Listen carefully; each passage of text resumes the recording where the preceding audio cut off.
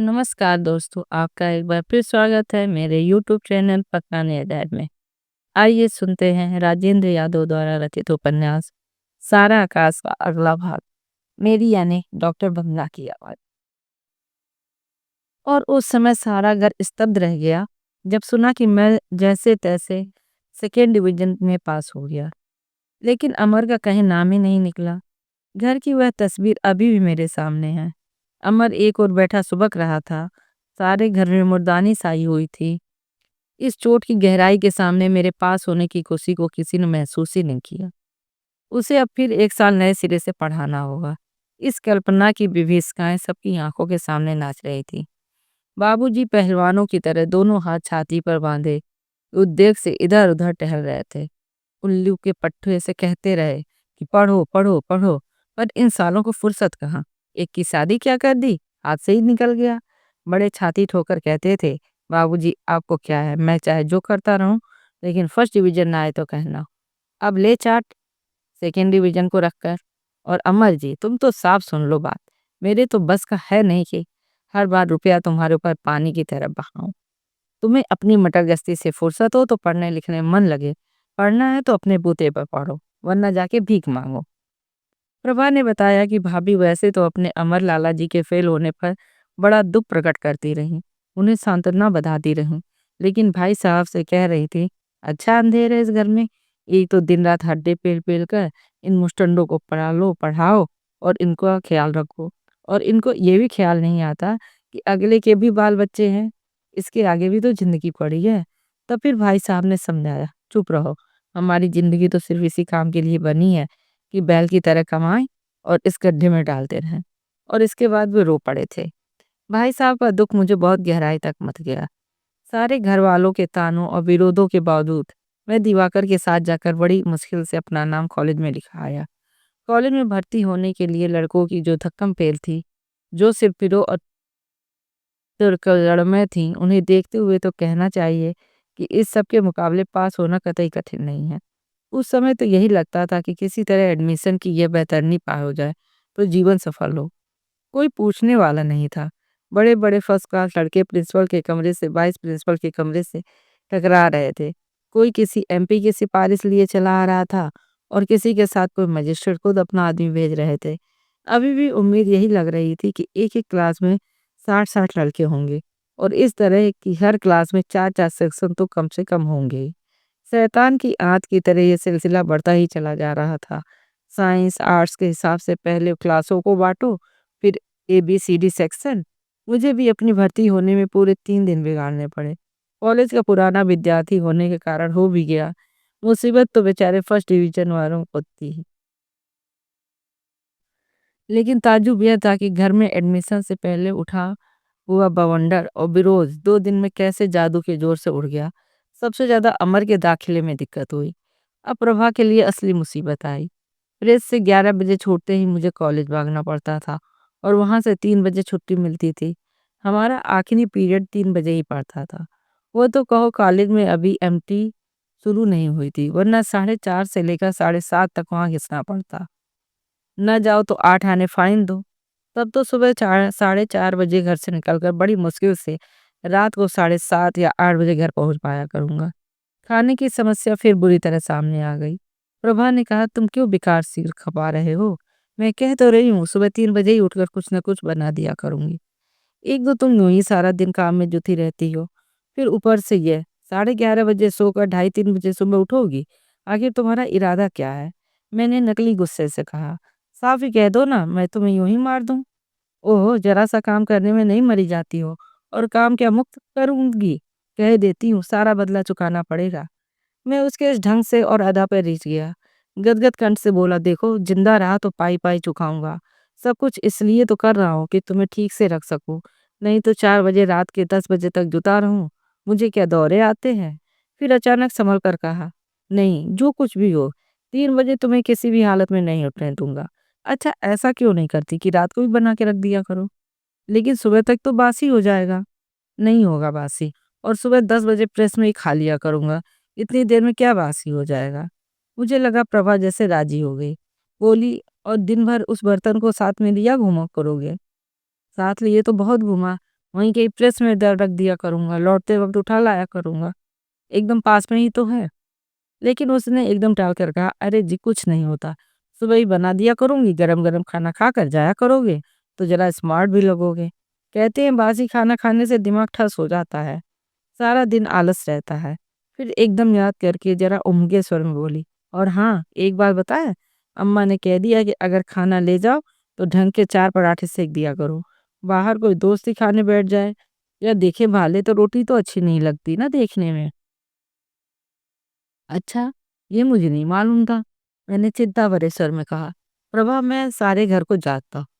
ये सब इसलिए है कि मुझे 10-11 को तनख्वाह मिलेगी। नहीं तो मैं जो कॉलेज के लिए कपड़े बनवाए हैं, वो किताबें, कॉपियाँ, फीस तुम समझती हो क्या सब चुपचाप हो जाता? एक-एक चीज़ पर हत्या हो जाती, हत्या। अब तुम ही बताओ, इन्हें उनमें से मैं क्या दूँ?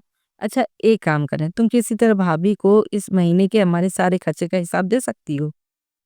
तो मेरी खोपड़ी पीटे और तुम अपना अलग खड़े तमाशा देखो। तुम ही तो अकेले चालाक हो ना? अम्मा दाँत किटकिटा कर कहेंगी, कसम की कमाई का हिसाब दे रही है। तो फिर तुम ही बताओ कैसे समझाया जाए? वैसे तो मैंने अब जान लिया है कि खाने के सिवा घरवालों पे बहुत ही कम खर्च रखेंगे। लेकिन देखें क्या आगे होता है।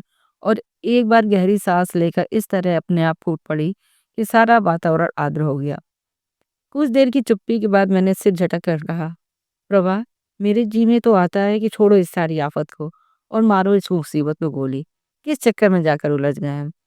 न दिन को चैन, ना रात को आराम। फिक्र के मारे दिन रात की परेशानी। सुबह 4 से लेके रात के 10 बजे तक पागलों की तरह इधर-उधर कभी भाग रहे हैं। कहीं अपने आनंद से क्लर्की करेंगे, 60-70 रुपए महीने में मस्ती से फटकारेंगे। सुबह 10 बजे जाएँगे और 5 बजे घर हाजिर हो जाया करेंगे। ज़्यादा से ज़्यादा फाइलें ही तो लानी पड़ा करेगी। प्रभा ने हमदर्दी से मेरा चेहरा देखा। देखिए मुसीबत सिर्फ रुपयों की तो नहीं, उतना तो तुम्हें अभी भी मिलता है। असली मुसीबत तो ये है कि हमारे सपने बहुत ऊँचे हैं, भविष्य के नक्शे बिल्कुल अलग। यही तो सारी मुसीबतों की जड़ है। लेकिन वो सपने मेरे अकेले के तो नहीं, मैंने परेशानी से कहा। अब तुम ही बताओ कि इन सपनों को कहाँ ले जाया जाए? दिल है तो सपने भी हैं। आज तुम कैसी बातें कर रहे हो ये सब? प्रभा प्यार से झड़क कर बोली। अरे जरा सी मुसीबत है, दूर हो जाएगी। सपनों का सुख भी तो हम ही उठाएंगे। उनके लिए जरा सी तकलीफ भुगत लेने से क्या हर्ज? और चाहे तुम्हारे साथ कोई हो या ना हो, मैं तो हूँ ही। उसने मेरे कंधे पर हाथ रख दिया और मेरा हृदय इस तरह गदगद हो आया, मन हुआ उसकी गोद में सिर रख के रो पड़ूं। ये किसी स्वर्ग की साफ भ्रष्टा देवी है, जो अपना समय गुजारने यहाँ चली आई है। अगर ये मेरी हिम्मत को न ललकारती रहती, तो क्या मैं इन सबको पार कर पाता? कभी नहीं, कभी नहीं। मैं तो जाने कब का टूट चुका होता। भर्राए गले से मैंने पूछा, अच्छा प्रभा एक बात बताओ, इतने कष्टों, मुसीबतों और निराशाओं में भी तुम्हारा दिल नहीं घबराता? जिन दिनों में बोला नहीं करता था और तुम्हें तंग किया करता था, उन दिनों जरा देर को भी तुम्हारे मन में पराजय की भावना नहीं आई थी? मैं? उसने निहायत ही आत्मविश्वास भरे लहजे में कहा, मुझे तुम अभी भी नहीं जानते हो। मुझ में बहुत ज़्यादा जीवन शक्ति है। इससे भी ज़्यादा मुसीबतों में मैं विचलित नहीं हो सकती। विवाह से पहले बड़ा डर लगता था कि आगे जाने कैसा होगा। लगता था कि किसी भी मुसीबत को मैं सह नहीं पाऊंगी।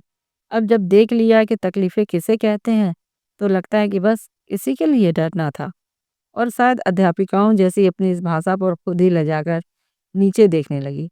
मुझे लगा जैसे उसके चेहरे से एक तो उज्ज्वल अरुणाभा टूट-फूट कर ज्योतिर्मंडल सा बना रही है। नहीं प्रभा, मैं कोई हारा थोड़ी ही हूँ। मैं तो यूँ ही कह रहा था, तू देखती रहना, मैं सब करूँगा। मैं तेरे लिए क्या करता हूँ और क्या कर सकता हूँ, अभी तुझे पता भी नहीं है। और अपने रोमांचित हाथों से मैंने उसके दोनों कंधे पकड़कर उसका सिर उठा दिया। उसकी झुकी पलकों वाले चेहरे को देखकर एक अजब सा ख्याल मन में आया। मान लो इस बीच ही यह माँ मान लो इस बीच ही ये माँ बन गई और मुझे लगा कि मेरी बात को जाने कैसे वो समझ गई और उसका चेहरा पहले से भी ज़्यादा गुलाबी हो आया। थकान का भी अपना एक अजब नशा होता है। अपनी कोठरी के सामने वाली छत पर मैं एक छोटे से खटोले पर इस तरह पड़ा था जैसे पानी पर रखी नाव पर पड़ा हूँ। सिर नीचे लटक रहा था, हाथ अलग फैले और पाँव जमीन पर टिके थे, जैसे सारे अंग निर्जीव होकर झूल रहे हों। नीचे सब लोगों की बात करने की आवाज़ आ रही थी। अब अमर की शादी होगी। जैसे ही घर में कदम रखा कि परिचित आवाज़ को सुनकर चौंक गया। बैठक में जरा झांक देखा, मामा जी थे। आश्चर्य हुआ, मेरी शादी के बाद वे अब आए थे। नाराज हो गए थे, जरा सा झिझका और ऊपर चला गया। तभी नीचे से आवाज आई, अरे समर, तू तो हमसे मिला ही नहीं बेटे। उनको शायद मेरे आने की खबर मिल गई थी। बड़ी अनिच्छा से उठकर नीचे आया। यूं ही बैठक में बैठे थे, मैं भी बैठ गया। शायद नाराजगी के कारण भीतर नहीं आए थे। मैंने चरण छुए तो उन्होंने बाह में भरकर पास ही बिठा लिया और बाबूजी से बात करते रहे। समझो ठाकुर साहब, जो कुछ आपको करना धरना है सो खुद ही देखिए भालिए। लड़की मेरी निगाह में थी सो मैंने बता दी। क्योंकि बात ऐसी है जी, आदमी करता तो अच्छे के लिए है और समझा बुरा जाता है। समर की शादी में जीजी ने जो कुछ कहा, मेरे लिए तो डूब मरने की बात थी। वे बाबूजी की बात को गुस्से से जवाब देते हुए बोले। बाबूजी मूड़े पर बैठे बैठे तरह तरह से मुंह बनाते दिया सलाई से कान का मैन निकाल रहे थे। लगता था बलपूर्वक अपने को व्यस्त बनाए रख रहे हों। आखिर उंगलियों से कान झाड़कर बोले, अरे छोड़ो, तुम भी क्या औरतों की बात पे ध्यान देते हो चंदन जी। इन लोगों को कुछ और काम तो है नहीं। उठाई जबान और इधर दे मारी, उठाई उधर दे मारी। फिर मुलायम स्वर में समझाते हुए से बोले, लड़की तुमने देख ही ली होगी, कुल खानदान कैसा है, जरा खुल के तो बताओ। हम्म। तो फिर किस लड़की के बारे में बात हो रही है? मैं चुपचाप सुनने लगा। सो बात झूठी है। दोनों हाथ कंधों के ऊपर मोर के पंखों की तरह फैलाकर वो बोले, लड़की तुम दो देख लो, अमर को दिखा लो और दो चार मोहल्ले पड़ोस वालों को भी दिखा ले। सारी बातें आप खुद ही करो साहब। मुझसे तो उन्होंने बातचीत करने को कहा, 3 दिन से पड़े भी रहे। मजबूर कर दिया तो मैं आ गया हूँ और कुछ मुझसे नहीं होगा। भाई वह तो सब ठीक है, लेकिन अब मुझसे नहीं रहा गया। अब बोला, बाबूजी तुम्हें जल्दी क्या पड़ी है अभी? अभी तो वो फेल होकर हो चुका है, अब शादी कर दो ऊपर से तो और फेल हो जाए। चुप रहो जी, तुम समझते तो कुछ हो नहीं और बीच बीच में अपनी ही छौंकते जाते हो। बाबूजी ने मुझे डांट दिया। अरे अभी शादी हुई जा रही है क्या? सालों तो बातचीत चलती है। मेरी आंखों के आगे सब हो हवा जाए तो गंगा ना हो। पता नहीं फिर क्या हो। उनकी आवाज भर्रा गई और उसे संयत करने के लिए वे सामने रखा हुआ हुक्का पीने लगे। मामा जी ने गुड़गुड़ाकर उनकी तरफ बढ़ा दिया था। एक कस लगाकर बोले, पास फेल तो लगा ही रहता है, उसके लिए कोई जिंदगी थोड़ी ना रुकती है। हाँ तो चंदन जी, भाई बुरा मानने की बात तो है नहीं। समर की शादी की तरह तरह गोल मोल बात हम इस बार नहीं रखना चाहते। लेन देन की बात तो साफ होगी। बाबूजी के यूं डांट देने से अपमान की कड़वाहट दिल में उमड़ पड़ी और आंख भर आई। मुझसे तो तबीयत भर गई। अब अमर की शादी और कर दो। अभी तो घर में चकचक कम है, तो एक आदमी का खर्चा और बढ़ा लिया जाए। अरे ठीक है, शादी किसी की नहीं रुकती, लेकिन जरा अपने पैरों पर खड़ा होने लायक तो हो जाने दो। लेकिन नहीं, यहाँ तो बीच में बोलना ही गुनाह है। अब लेन देन की बातें साफ होंगी, फिर लेन देन पे झगड़ा भी होगा। कोई मना करे या कुछ करे, अब मानेंगे थोड़े ही। इस बारे में बातें करने का अधिकार तो सिर्फ इन्हीं लोगों को है। हम या तो बेवकूफ हैं या बलि के बकरे। अभी तक तो मैं मरता था, अब बेचारा अमर। और मुझे लगा कि मेरे यहाँ बैठना बेकार है। अच्छा खासा आराम कर रहा था, उठने लगा तो फिर मामा जी ने हाथ पकड़ कर बिठा लिया। अरे अरे बैठो भाई, कहाँ चल दिए? हम तो जाने कब से तुम्हारी राह देख रहे थे। चले कहाँ गए थे? घूंट लेकर बोला, कॉलेज चला गया था मामा जी। अमन ने भाई साहब की बिटिया को लाकर बाबूजी की गोद में रख दिया और निहायत तटस्थ की तरह चला गया, मानो उसे इन सारी बातों से कोई मतलब ही ना हो। मामा जी बोले, अच्छा अच्छा कॉलेज जाने लगे हो? फिर प्रसन्नता से सिर पर हाथ रख के बोले, बड़ा अच्छा है, खूब पढ़ो बेटा, विद्या ही तो सच्चा धन है। मैं चुप रहा। कहो और तो सब ठीक ठाक है, बड़े कमजोर दिखाई दे रहे हो। क्या बात है, तंदुरुस्ती की तरफ ज्यादा ध्यान वान नहीं देते? फिर बहुत अर्थ भरे ढंग से बोले, आजकल संग वंग में कुछ ज्यादा ही परेड करने जाते हो क्या? 9 बजे से पहले कुंवर साहब का सवेरा ही नहीं होता। परेड क्या दोपहर में जाएंगे? बाबूजी ने बच्ची को खिलाते हुए धीमे स्वर में कहा, लेकिन उनकी बात के तीखेपन से मैं तिलमिला उठा।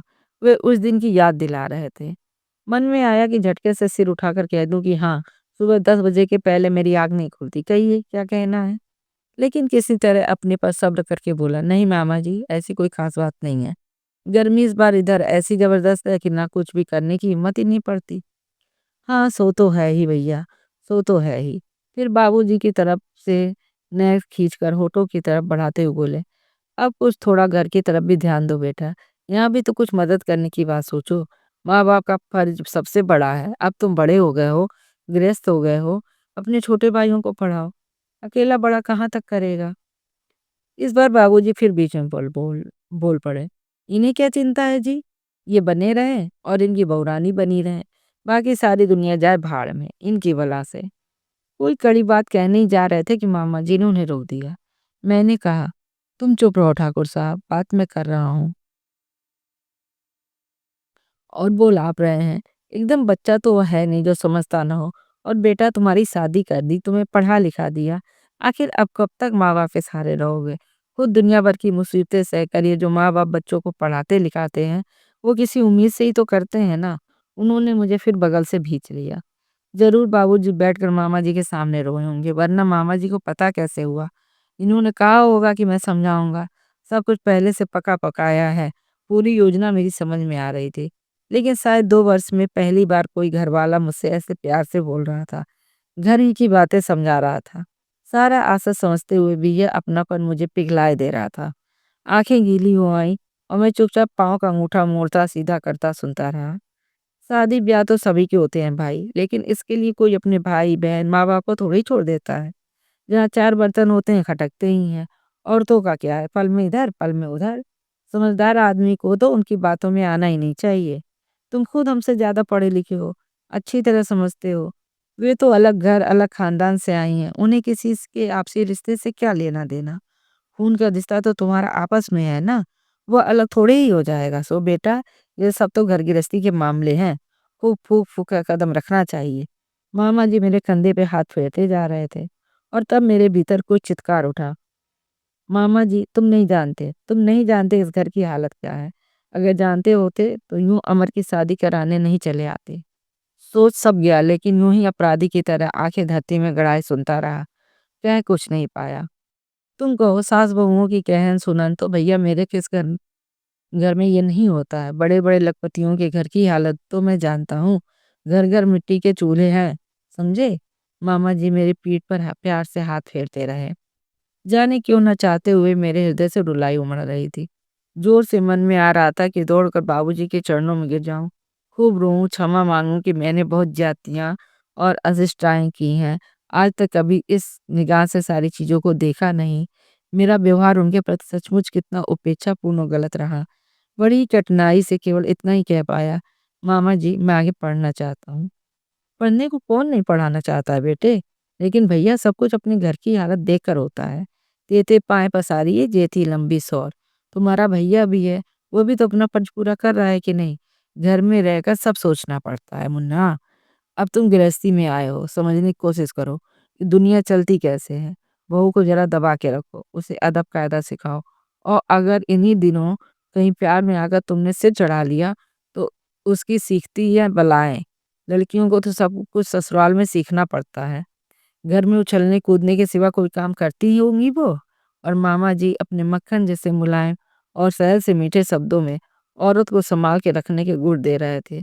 मैं जानता था कि सब सलाह नहीं दी जा रही, बल्कि मेरे और प्रभा के ऊपर लगाए गए आरोपों का पुनर्कथन मात्र है। एक बार मन में आया कि उनकी बात का विरोध करूं। और तुम्हारे बाबूजी कह रहे थे कि तुम पूजा पाठ धर्म कर्म सब छोड़ते चले जा रहे हो। हैं? कहीं पढ़ना लिखना इसलिए होता है बेटा। लोग सारे धर्म कर्म को छोड़ देंगे तो दुनिया रहेगी कैसे? देखो अपने पुरखों को देखो, कितनी कितनी मुसीबतें आई, कैसे कैसे संकट पड़े, लेकिन वाह रे मेरे शेरों, जान छोड़ दी और धर्म नहीं छोड़ा। हकीकत राय बंदा बहादुर, क्या क्या जुल्म नहीं ढाए गए। भैया अपने धर्म का तो प्रताप ही है कि हम तुम यहाँ बैठे हैं, वरना जाने पाकिस्तान में होते या किसी गिरजे में प्रार्थना कर रहे होते। तुमने जो हमसे ज्यादा पढ़ा है, तुम तो खुद ही जानते होगे। जर्मनी हमारे यहाँ से वेद चुरा कर ले गया होता तो एक से एक नायाब चीजें आज यहाँ इजाद कर लेता। अरे चोरी करके तो तुम जो चाहे सो कर लो। अकल हम तब मानते कि खुद अपने आप ये हवाई जहाज रेडियो निकालते और अपने अतीत के गौरव की याद में उनकी आंखों में आंसू भराए। इन सारी बातों का जवाब मैं क्या दूं? मैं सोच ही रहा था कि अचानक तेज आवाज में कही गई बाबूजी की बात ने सारा जादू एक झटके में छिन्न भिन्न कर दिया। तुम किस पत्थर को समझा रहे हो चंदन? कहाँ है? सीख दीजिए ताही को, जाको सीख सुहाए। सीख न दीजिए बांदरा, कागर बया को जाए। वहाँ कोई असर नहीं है भैया, पानी की बूंद नहीं टिकने वाली। सब चुपचाप सुन लेगा, लेकिन करेगा वही जो इसके जी में आएगा और जो इसकी बहू कहेगी। क्यों अपना वक़्त बिगाड़ रहे हो तुम? उसे भी बहू के पास जाने की देर हो रही होगी। फिर एक पल चुप रहकर बोले, मैं तो कहता हूँ जो इनके जी में आए सो खूब कर लेने दो। हमारी तकदीर में जो होगा सो भुगत लेंगे। अब तक भी तो भुगता ही है। मामा जी भी बाबूजी के इस अप्रत्याशित विस्फोट से हतप्रभ हो गए। लगा यह उनके कार्यक्रम में नहीं था। पीठ ठोकर बोले, नहीं जी, कोई बच्चा थोड़ी ही है हमारा समर बेटा। समझता तो सब है, जरा सा लड़कपन है। क्यों है ना बेटा? बाबूजी से माफी मांग लेना बेटा, ये बड़े हैं। खट से स्विच दबाकर जैसे किसी ने नम्रताशील हृदय में उमड़ आई कातर आदता एक साथ सब समेट ली। बाबूजी की बात दिल को चीरती चली गई। सारी शिष्टता और तमीज को ठोकर मारकर कोई कड़ी सी बात कह देने को जीभ कसमसाता रहा और जबान तड़कती रही।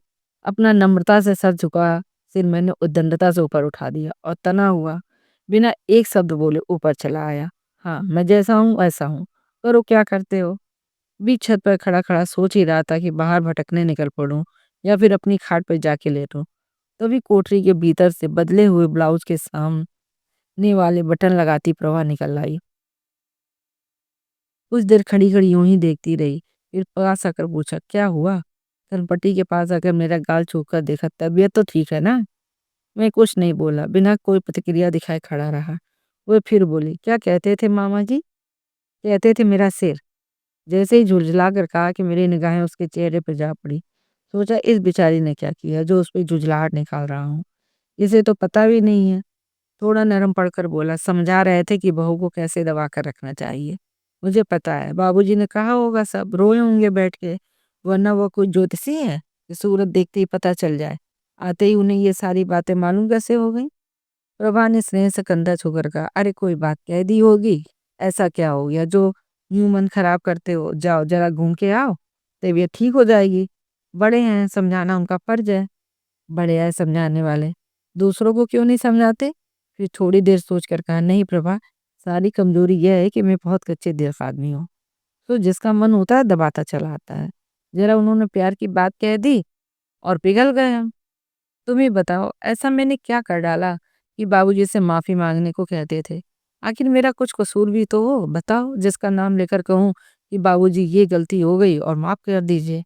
मैंने आज तक उनसे कोई बदजबानी नहीं की, उनके सामने नहीं आया, कभी उनके बारे में कोई ऐसी वैसी बात नहीं की। जब देखो तब सुन लो, बहू सिखाती है, बहू सिखाती है। आखिर तुम मुझे क्या सिखाती हो, बताओ ना? कोई कुछ बोले नहीं तो उसके ऊपर काँव काँव काँव काँव किए जाओ। यहाँ क्या नीति है? बहू ने ऐसा किया, बहू ने वैसा किया। सुबह 3 बजे से उठकर काम में लगती हो, आखिर तुम ही कहाँ जाकर मर जाओ? रात को 12 बजे के पहले सोने को नहीं मिलता। आखिर किसी को सोचना भी तो चाहिए कि औरों के भी कुछ इच्छाएं हैं। तुम ही बताओ, यहाँ कोई सोचता है किसी के लिए? मैं कहता रहा, सब ठीक है, इस वक्त तुम ये सब सोचकर क्यों बुनबुना रहे हो? थोड़े दिन की तो बात है, कोई हमेशा थोड़ी नहीं सब चलता रहेगा। प्रभा ने समझाया। मैं अपनी ही रो में कहता गया, बड़े आए हमें धर्म समझाने वाले। पहले खुद ही तो समझ लो, धर्म का नाम ले लेकर मार दो आदमी को। दुनिया किधर जा रही है उसे देखने मत दो। बस मंदिर में बैठकर करताल बजाया करो। सारे काम खुद आएंगे, भगवान कर देंगे। कोई भी अकल की बात कहो तो नास्तिक कह कह के काट खाने को दौड़ेंगे। प्रभा भी शायद खीज उठी। तो फिर हो गया, कह दिया हो तो जाकर अपना काम देखो ना, बड़े बूढ़े हैं उन्हें सब कहने का हक है। और तब शायद हल्की चोल से बोली, उन्होंने तुम्हारी शादी कराई है, इतना भी हक नहीं है उन्हें कहने का? बहुत अच्छा किया मेरी शादी करा के। मैं दिवाकर बिफर कर बोला, अभी घर की हालत बहुत अच्छी है नहीं, तो दूसरी शादी कराने भी आप पहुंचे हैं। अब अमर साहब पर निगाह है उनकी, न कमाना न दबाना। आकर वो भी तरसा करेगी तुम्हारी तरह एक एक पैसे के सुई धागे को और फटी धोती को। एक ने कमाना शुरू किया तो मेरी शादी करा दी, और अभी मैंने कुछ किया भी नहीं, तीसरे को फांस दो।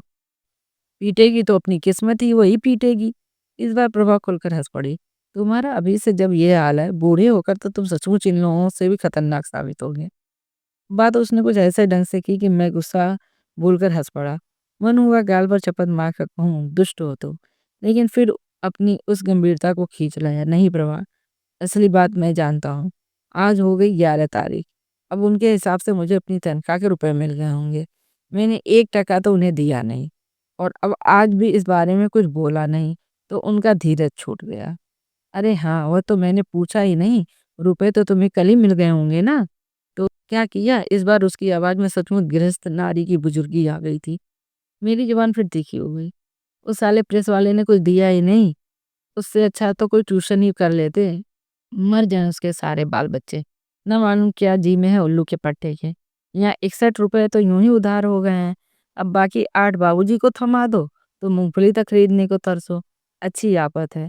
कल अगर नहीं दिए तो साफ कह दूँगा तू जा भाड़ में, मुझे मेरे रुपए दे, मेरे को कोई खजाना नहीं गड़ा है। तुझे क्या चिंता है, तेरे यहाँ तो अनाप-शनाप चला आता है। अगर इसी तरह देने हैं तो रख ले अपनी ये प्रूफ रीडरी। अरे हाँ, हम कुछ और कर करा लेंगे। बाज आया ऐसी नौकरी से। बकस मेरी खाला, मैं तो लडूरा ही भला। रुपए ही नहीं निकलते जेब से साले के। प्रभा इस बार मुंह पर पल्ला रखकर देर तक हंसती रही। मुझे लगा मेरा दर्द भुलाने के लिए नकली हंसी हंस रही है। बोली तुम तो 70 साल की बुढ़ियों जैसी गाली देने लगे हो। कोई सुने तो क्या समझे। और उसने जबरदस्ती मुझे धकेल दिया। जाओ जाओ जरा खुली हवा में टहलाओ, लेकिन लौट के जल्दी आना, मैं खाना लेके बैठी रहूंगी। अपनी बेवकूफ़ी और प्रभा की बातों पर उस समय यूं ही हंसता चला आया, लेकिन शीघ्र ही बाबूजी और मामा जी की बातें नए सिरे से दिमाग में घुमड़ने लगी। एक बात सोचकर सचमुच आश्चर्य हुआ कि चाहे बाबूजी ने डॉक्टर कहा हो या मामा जी ने शहद में लपेट कर, बातें तो दोनों की एक ही थी। दृष्टिकोण में कोई अंतर नहीं, जबान दो थी। सोचता हुआ मैं सड़कों पर भटकता रहा, अपने आप में डूबे-डूबे चलते हुए अचानक मुझे लगा जैसे मेरे पीछे-पीछे कोई चला आ रहा है। मुड़कर देखा तो दिवाकर सचमुच ही खिलखिलाकर हँस पड़ा। उसके साथ कोई और भी था। जब तक मैंने उसे पहचाना, मैं एकदम डर गया। दिवाकर बोला, "तुम्हें चलते वक़्त ध्यान रहता है कहीं कि कहाँ जा रहे हो? किस लिए जा रहे हो? 2 फलांग से हम लोग साथ चले आ रहे हैं।" जाने क्या आप बड़बड़ाते हो आप? आप ही आप हाथ चलाते जाते हो, खुद से ही नाराज़ हो, खुद ही तन जाना, ये सब क्या है? मैं जेब का सकपका गया। ध्यान से देखा, अंधेरे में तटस्थ की तरह शिरीष भाई खड़े-खड़े सिगरेट पी रहे थे। जब कस खींचते थे तो आग का फूल उनकी आंखों के नीचे चमक उठता था। मैंने झट उन्हें नमस्कार किया। अब ये सोच-सोच कर बड़ी झेप लग रही थी कि जाने कितनी दूर से ये लोग मेरे पीछे-पीछे चले आ रहे होंगे और इस बीच मैंने न जाने अपने आप से क्या-क्या बातें की होंगी, किस-किस तरह की हरकतें की होंगी। उन सबको देख-देख कर जाने क्या सोचा होगा इन्होंने। किसी तरह बोला, "आप लोग किधर से आ रहे हैं?" मुँह पर खिसियानी मुस्कुराहट आ गई थी। "बता दो दिया कि आधे घंटे से तुम्हारे साथ-साथ आ रहे हैं।" धृष्टता से दिवाकर ने अपनी बात दोहराई। "सुनते आ रहे थे कि तुम अपने आप से क्या-क्या बातें करते हो। हाँ, ये तो हमें भी लगा कि किसी बहुत ही भारी समस्या पर विचार हो रहा है। क्या बात है? भारतीय संस्कृति की कोई गुत्थी उलझ गई क्या?" और शिरीष भाई खुद ही बड़े जोर से हँस पड़े। फिर मेरे संजीदा चेहरे की ओर देखकर हमदर्दी से पूछा, "ऐसी क्या विकट समस्या आ गई है?" दिवाकर होता तो शायद मैं उसे सब कुछ मुझ झिड़क देता या दूसरी तरह बताता। उनकी मैं इज़्ज़त करता था, इसलिए कुछ सकुचा कर बोला, "कोई ऐसी ख़ास बात तो नहीं है शिरीष भाई। मेरे मन में कोई बात आ जाती है तो देर तक फिर निकलती नहीं है। देखिए, जो बात मन और आत्मा को कष्ट दे उसे हमेशा किसी न किसी से कह देना चाहिए। इससे अपने ऊपर उसका बुरा प्रभाव कम हो जाता है। ईसाइयों में पादरी के सामने अपराध स्वीकार कर लेने की परंपरा के पीछे शायद यही भावना रही होगी।